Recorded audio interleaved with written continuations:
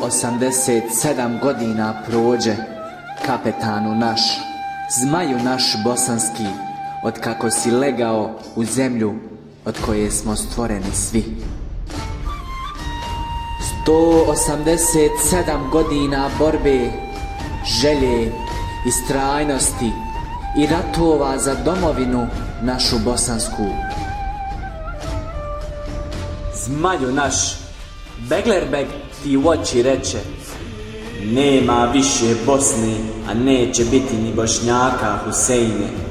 Gineš za državu koja nikada nije postojala, a niti će. Pa si mu jasno odgovorio: ima Bosne, Beglerbeže, i Bošnjaka u njoj. Bili su prije vas, i ako Bog da, bit će i poslije vas.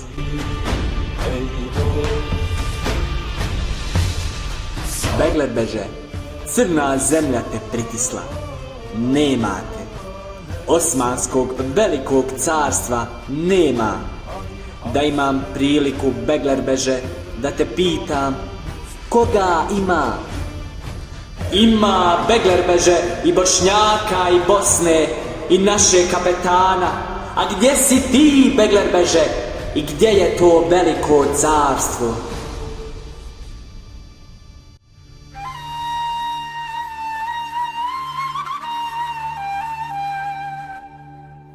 Kapetanu naš, za tvoj mezar se još tačno ne zna, ali tvoja duša je tu. Zaboravljen nisi, niti ćeš biti. Tvoje ime će da se pamti. Svaki tvoj proliveni znoj i prolivena krv za majku Bosnu će da se pamti. Jednog dana naći ćemo tvoj mezar, proučiti Fatihu i zahvaliti se na svemu. Da ti Allah podari sve najbolje ljepote dženneta.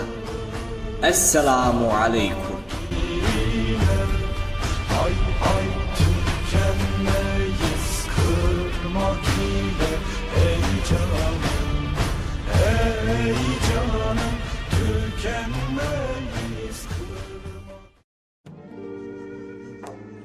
Mezar rahmetli Husein kapetana Gradaščevića se nalazi u mezaristanu Sultan Ejupove džamije u Istanbulu. Mikrolokacija mezarja još uvijek nije poznata. Za vrijeme vladavine NDH u Sarajevu prvi put se u historiji pokrenula ideja o prijenosu posmrtnih ostataka Husein kapetana Gradaščevića iz Istanbula u Sarajevo. Čak je nastala prva i po svemu sudeći jedina tačna fotografija Husein kapetanovog mezarja, odnosno nišana na kojem se u dnu, gdje se obično na svim nišanima u tom periodu pisalo ime i prezime osobe, može otprilike pročitati Husein. Ali od te ideje se odustalo zbog nepoznatih razloga. Bilo je navoda da su bosansko-hercegovačke vlasti prije par godina razmišljale o pokretanju iste akcije pronalaska Husein kapetanovog mezarja.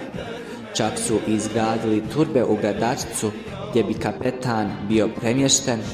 Međutim, od te ideje se vjerovatno odustalo jer se već dugi niz godina ništa o tome ne spominje. Plan je bio da se otkopa par mezarja za koje se pretpostavlja da jedno pripada njemu, pa da se preko DNK analize pokuša doći do podudaranja. Nekoliko današnjih istraživača amatera su pokušali da pronađu mikrolokaciju, ali niko za sada nije došao do konkretnog rezultata. Da li će se ikada pronaći mezar našeg zmaja od Bosne u budućnosti, ostaje da se vidi. 1831. godine Husein kapetan Gradaščević pokrenuo je veliki bosanski ustanak protiv reformi u Osmanskom carstvu koje je provodio sultan Mahmud II. Te iste godine bosanska vojska predvođena Gradaščevićem osvaja Travnik, a zatim s više od 25.000 vojnika nanosi značajan poraz velikom veziru na Kosovu, a 12. septembra 1831. godine u Sarajevu zvanično proglašava autonomiju Bosne. Nakon toga, sultan Mahmud II šalje vojsku iz Istanbula prema Bosni da uguše autonomiju. Vodila se velika borba. Nakon što je sultanova vojska bila pred porazom, u pomoć mu je pristigao Ali Aga Rizvanbegović sa svojom vojskom i na taj način slomio vojsku Huseina Gradaščevića. Nakon izgubljene borbe protiv sultana i njegovih pristalica iz Bosne, Husein je bio u veoma teškom stanju.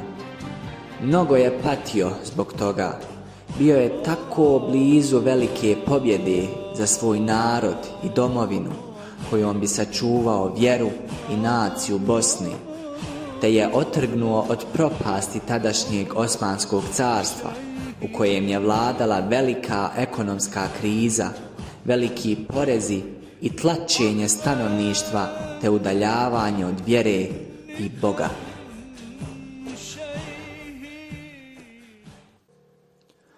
Husein Kapetan Gradaščević je dolazio iz imućne porodice. Živio je u dobrim uslovima, te mu ta situacija Osmanskog carstva i nije toliko smetala, ali jeste njegovom srcu, koje je osjetilo da je vrijeme da se spasi obraz, vjera, nacija i narod Bosne. Umro je 1834. godine u Istanbulu. U nekim literaturama se navodi da je umro od teške bolesti.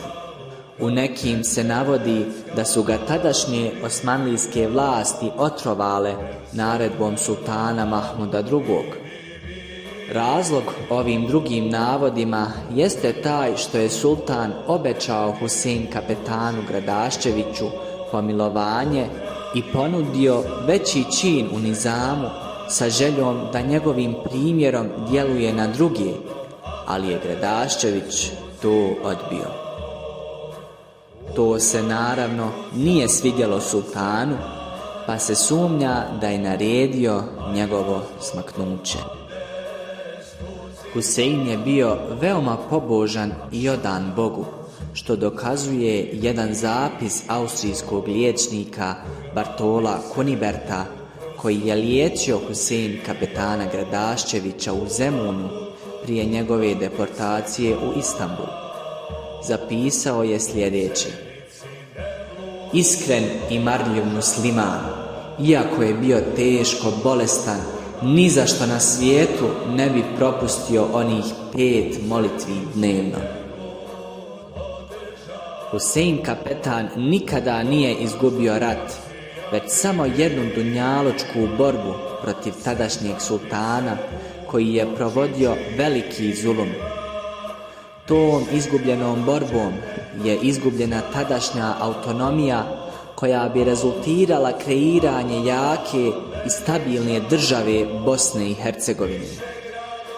Međutim, tom izgubljenom borbom se osvijestio narod Bosne, ugradila se snaga, želja i vjera za državom i nacijom. Danas, nakon 187 godina od njegovog poraza i smrti, Bosna i Hercegovina postoji kao nezavisna i suverena država koja je sačuvala svoj identitet, vjeru i naciju. Nije samo Beglerbeg govorio da nema Bosne niti Bošnjaka, govorili su mnogi i poslije njega. Nije Bosna izgubila borbu samo od sultana, izgubila je i od drugih, ali ono što nikada nije izgubila jeste rat. Bosne i Bošnjaka je bilo i bit će. Zašto i dan danas postojimo? Zašto nas toliki neprijatelji nisu smakli sa ove zemlje? Odgovor na ova dva pitanja ću pročitati sa rahmetli Huseinovog pečata. Pomoć je od Boga i pobjeda skora, pa obraduje vjernike. Bog nam je dosta i doista upravitelj i naš gospodar i zaštitnik. Nema snage osim Boga velikoga.